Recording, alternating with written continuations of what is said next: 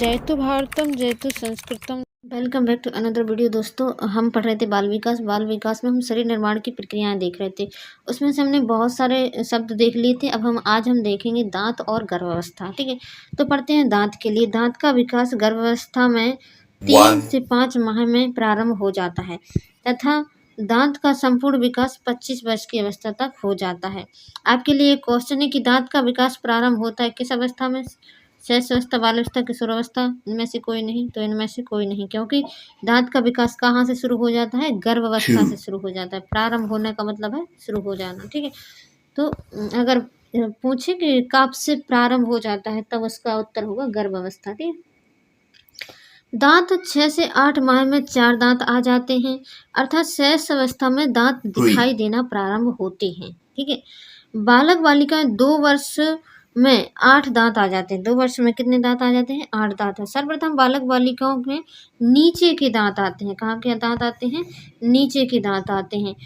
4 से 5 वर्ष की आयु में दूध के संपूर्ण दांत आ जाते हैं। 5 से 6 वर्ष की आयु में दूध के दांत झड़ना प्रारंभ हो जाते हैं। दूध के दांतों की संख्या कितनी है? 20 है। इनको अस्थायी दांत के नाम से भी जानते हैं। 12 वर्ष की आयु में लगभग 27-28 दांत आ जाते हैं। ठीक है, किशोरावस्था यानी 18 के बाद की अवस्था कि इसे प्रज्ञा दंत का विकास प्रारंभ हो जाता है। प्रज्ञा दंत यानी जो हमारे रियल दांत होते हैं। प्रज्ञा दंत की संख्या 4 होती है। इसे अक्कल दाढ़ के नाम से भी जाना जाता है। जो हमारे रियल लास्ट के दांत होते हैं उन्हें कहते हैं प्रज्ञा दंत। दांतों की कुल संख्या 32 होती है, जिसमें से अस्थायी दांत होते हैं 20 और स्थायी दांत होते हैं 12। प्रज्ञा दंत होते हैं 4। ठीक है, अब आता हमारा गर्भावस्था। गर्भावस्था का समय होता है, या सप्ताह में माने तो 40 से 42 सप्ताह, दिनों में माने तो 280 या 290 दिन, और महीने में माने तो 9 माह होता है। ठीक है, गर्भावस्था निषेचन की प्रक्रिया से प्रारंभ होती है। जब मादा गर्भ धारण करती है तो उसे गर्भावस्था कहते हैं, अर्थात गर्भ अवस्था यानी गर्भावस्था। गर्भ की अवस्था को क्या कहते हैं? गर्भावस्था। मासिक चक्र के 6 से 7 दिन बाद और 11 दिन बाद मासिक चक्र के पूर्व, मासिक चक्र के बाद 6 से 7 दिन बाद और 11 दिन मासिक चक्र के पूर्ण हो जाते हैं तो महिला व पुरुष के मध्य संयोग होने से गर्भावस्था प्रारंभ हो जाती है। ठीक है,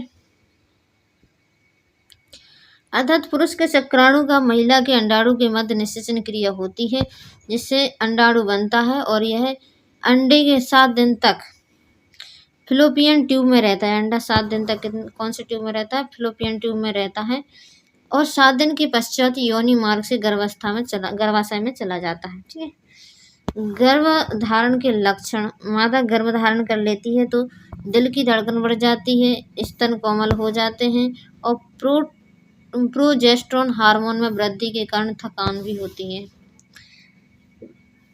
गर्भ के द्वारा तरल पदार्थ का अवशोषण अधिक होने लगता है। पेशाब में यूरिन अधिक आने लगता है। मादा की हृदय में जलन या उल्टी का मन हो जाता है। सब प्रथम माह में प्रारंभ होते हैं। ध्यान रखना, ये सारी चीज़ें पहले महीने में प्रारंभ हो जाती हैं। इस के द्वारा समझाया गया कि माता से XX और पिता के गुणसूत्र XY होते हैं। कुल गुणसूत्र होते हैं 46, जिसमें 23 जोड़े गुणसूत्र कहते हैं। लिंग निर्धारण के लिए पुरुष का गुणसूत्र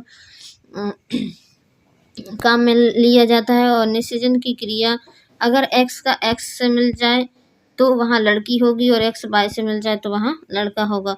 शरीर विकास के लिए गुणसूत्र 44 गुणसूत्र और एक गुणसूत्र लिंग निर्धारण के लिए काम में लिया जाता है। ठीक है, गर्भावस्था के प्रकार। गर्भावस्था 3 प्रकार की होती है। ठीक है, मादा प्रोजेस्टेरोन हार्मोन के कारण गर्भधारण करती है। ये वाला इम्पोर्टेंट पॉइंट है।